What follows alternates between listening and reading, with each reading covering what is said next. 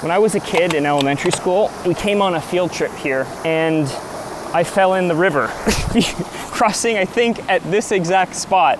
So it's kind of funny that we're back in the same location today doing a 5,000 subscriber Q&A plus giveaway. I've got a bunch of questions here submitted by you guys that I'm going to be answering. Some of them are based on where we've come from, some of the history of how this channel got started, where we are right now, and then also where we're going. There's going to be a giveaway at the end, so make sure you watch all the way to the end and follow the instructions that I'll give you there. Should I start posting to YouTube, and when did you start posting on YouTube? I think if you're a creative or if you have something that you're passionate about, there's no reason not to post. If you're not on YouTube, TikTok's kind of like that low barrier to entry. It's very easy that once you start posting to find a community of people who share similar interests to you. A lot of the photography and videography friends that I have now, and even some of the outdoor hiking, adventuring friends, I've made because we found one another on TikTok. That being said, YouTube is not for everyone. Some people aren't gonna wanna make videos in long format style, and so TikTok, at least because it's very accessible and it doesn't require a lot of input from you. When did I start posting? I started in March of 2021. Technically, my channel is older than that, and I have old videos that I've privated. I don't know, if I ever hit a huge number of followers, I might go back and unprivate some of them just for the jokes. Not related to photography, not related to outdoor stuff at all. We'll keep that a secret and pretend you don't know about it. How long did it take for you to get monetized, and did your TikTok audience transition over to YouTube? So here's some statistics for you. The average person, it takes 2 to 3 months for them to get 100 subscribers, but it takes them 22 months to get to 1,000 subscribers, which is the threshold that you need to monetize your channel. You also need 4,000 hours and a few other things. But for myself, it took about 3 months, and that's because I had a really early video that went viral, and that was a key to immediately unlock the 1,000 subscriber benchmark and the 4,000 watch hours that you needed to actually get monetized. So as soon as that happened, I applied, and I've been monetized ever since. Then the second part of this question was, did your TikTok audience transition over to YouTube? Some of them did, for sure. I think about half of my audience is natively from YouTube. The other half is a mix of people who came over from either TikTok or from YouTube Shorts. And I find that the YouTube Shorts audience is a little bit different than the long format YouTube audience because they're looking for quick paced, fast information that's not necessarily the same type of content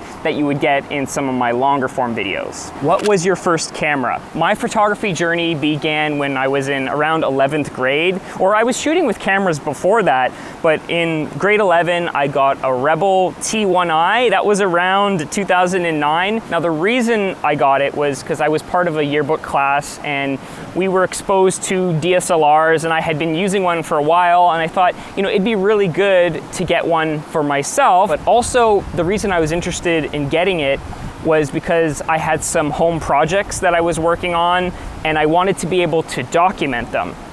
Along the way, I also would take my camera with me on family vacations, and a lot of my initial photography was purely photojournalistic documentation style. Lightroom and editing photos really wasn't that popular around 2009, 2010, unless you were doing all your edits in Photoshop with actions and automating a lot of it.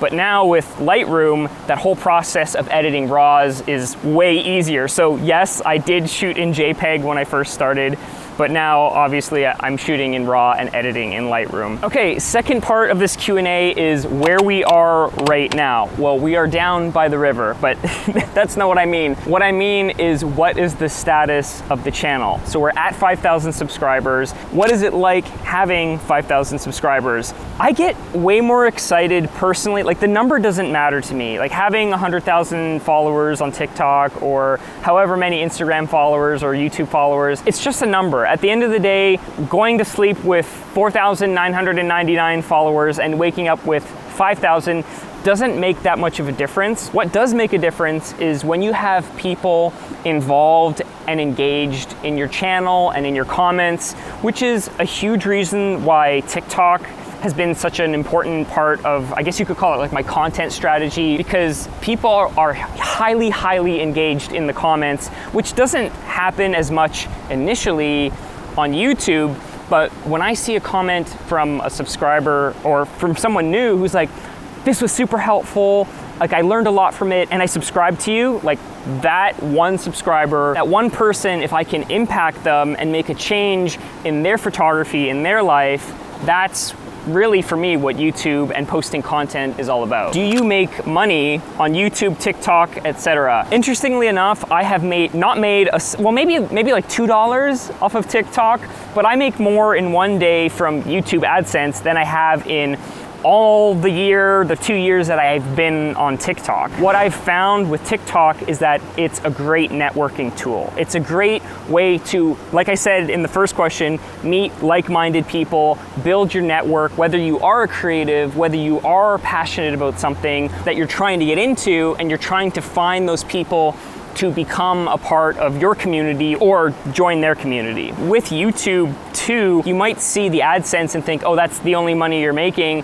but really what it comes down to is people seeing your content and thinking, oh, like I need a video or I need this, and then reaching out and giving you their business. Inevitably, someone who knows you in real life or someone who becomes part of your network will reach out to you and either hire you to do work or collaborate with you, and you'll get to do fun projects because of the free information that you're posting on the internet. If you had to start all over with the knowledge you have now, what would you do differently? I would make a lot more shorter videos. I would probably leverage TikTok and Reels content heavier. TikTok and Instagram Reels are kind of like the new form of the YouTube daily vlog. Daily vlogs were popular back maybe 5 years ago, but now with the ability to create a 10-second to a 30-second video and post that on TikTok and to get 10,000 views within the first day is absolutely huge. If you were starting all over,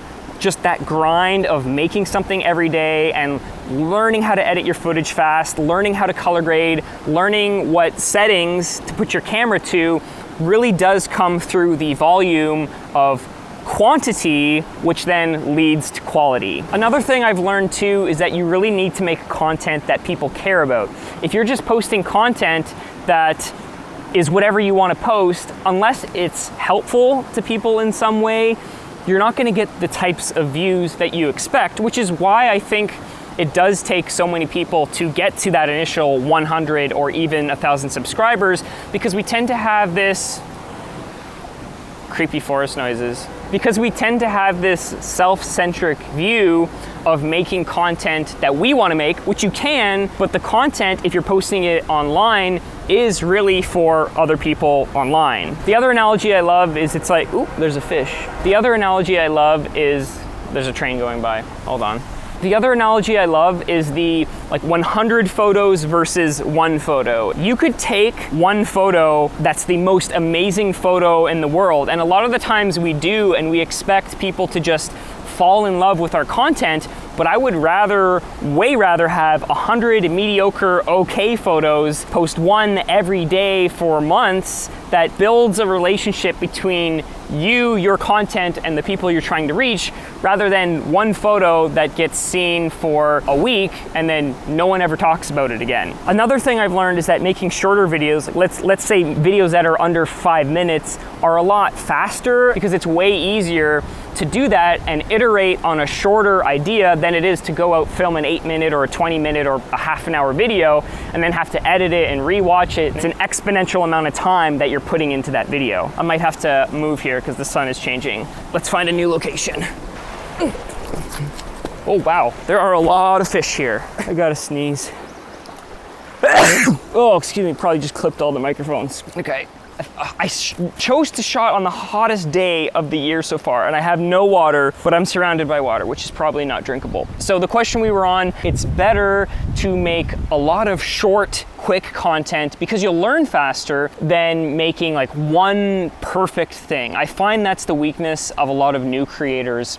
they'll go out, they'll spend a week or a month or several months perfecting their travel vacation film and then post it and, you know, ultimately get 10, 20 views because they don't have a regular stream of content that people are expecting to see, which is really the beauty of both TikTok, Shorts, and Reels. And I know a lot of big YouTubers out there have said, oh, we don't like Shorts, we don't like what TikTok and Reels and all this is doing to long form content. But I sincerely believe that they are two completely different streams, very much like how daily vlogs are one type of content and long-form educational tutorials is a completely different type of content. What app or apps do you edit with? Lightroom and Premiere Pro, also Photoshop for various things, image retouching, thumbnails, graphics, pretty much all the Adobe software. I took university courses in it, so I do know how to use Illustrator, InDesign. After Effects is the only one that I really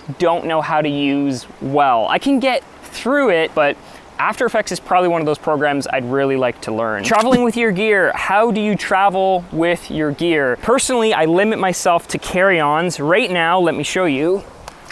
Right now, this is my everyday, I guess you could call it outdoor exploring, even shooting projects. I'll bring it's the Shimoda X30. After doing a bit of research, I found that it was really the perfect camera bag for me. It does have its problems, but I'll save that for another video. So if you're traveling, my goal is always to keep all of your expensive photo gear on you, which means limiting yourself to a travel carry-on size worth of gear. But if I'm backpacking, that's a totally different story. I will literally just take my camera, wrap it in clothing or put it in a dry sack, throw it in the top of my bag. I'm very non-precious with my gear in the sense that when you're backpacking, you want to stay as light as possible, and there are not a lot of good camp. Oh my gosh, there's a massive spider there. Oh boy. Oh, he runs on water. Be gone. He's chilling on the rock. I'll just leave him there. But when I am backpacking, I'll just use a regular backpacking backpack and either an insert for a lens, a soft case for my camera, or just like peak design the clip and just keep my camera outside the whole time. And if it does get wet, literally just throw it inside of a plastic bag. What gear or camera gear do you recommend for beginning photographers? I got a few questions about this, like should I buy flash, should I buy microphones? If you're just starting out, if your budget is under $1,000, stick with your smartphone. Once you get into the mirrorless cameras like the Sony 6000 series or now the Canon R7 and R10 where you're spending over $1,000, that's when you're going to want to start making the investment. And I do have a full breakdown of gear that I recommend for beginners. It's constantly changing, so I don't want to say something in this video, but I will leave links down below. It'll probably say like best camera for beginners. Just go to that. There's probably going to be more than one option. Go through those. That's going to be what I would recommend. Sony versus Canon. Right now, if you are just a photo shooter, go with Canon. If you are just a video shooter, go with Sony. If you are just making YouTube content, social media content, you're not going to notice the difference. So go with whatever brand that you like the name of better or the design of better. I know, not a very helpful answer. Why does Nikon have horrible autofocus? I don't know, go ask Jared Polin, he probably knows. All right, where are we going with this channel? And I'm actually gonna flip around, give us a new view here. Let's go. All right, this is officially the last scene change because my tripod is sitting in mud water, washing off my boots. Okay. This is actually a really nice seat, and I should have just sat here from the beginning. Part 3 of where is this channel going? Frozen, we're frozen. Okay.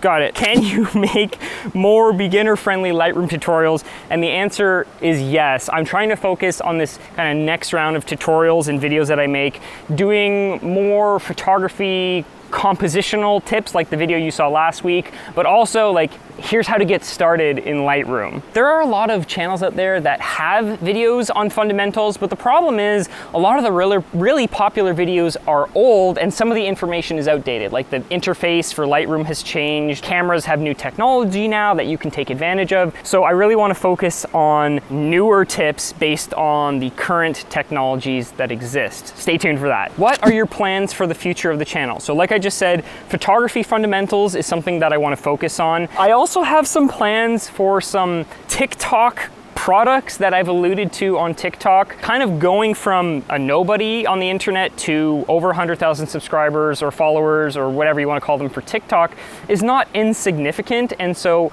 there's some things I've learned along the way that I want to share, especially now that video content and short form, snappy reels type content is becoming more popular. Still photography, still kind of some outdoor sprinkled stuff in between.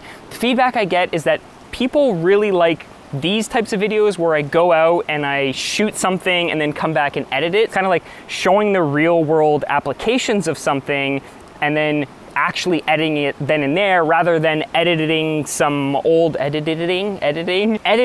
some old photos that I'm just kind of re-editing for the sake of a YouTube tutorial. So yeah, so that's it. I did allude to a giveaway. So there are 2 rules. It's actually, I'm going to be giving away a Peak Design camera cuff. It's one of those wrist strap ones. So if you're interested in entering the giveaway, leave a comment in the description that is how you found my channel or how you got to my channel. Are you from TikTok? Are you from a tutorial? Are you from Instagram? Did you just stumble upon me? Leave that in the comments. And then 2, there'll be a link in the description that you can click and fill out your information. There's a few questions there, and I will randomly pick a winner and in the next video or 2 announce who that winner is. Hit subscribe, hit the notification bell, all that type of stuff. And I can't do my normal send off because I'm out here, but peace. I don't know if I said it earlier, but last time I was here, there was a raccoon dying over there, and I think I just put my bag on top of it. There may have just been a pile of bones there. Nature? That's nature. Yep, that's it. I gotta get off this rock.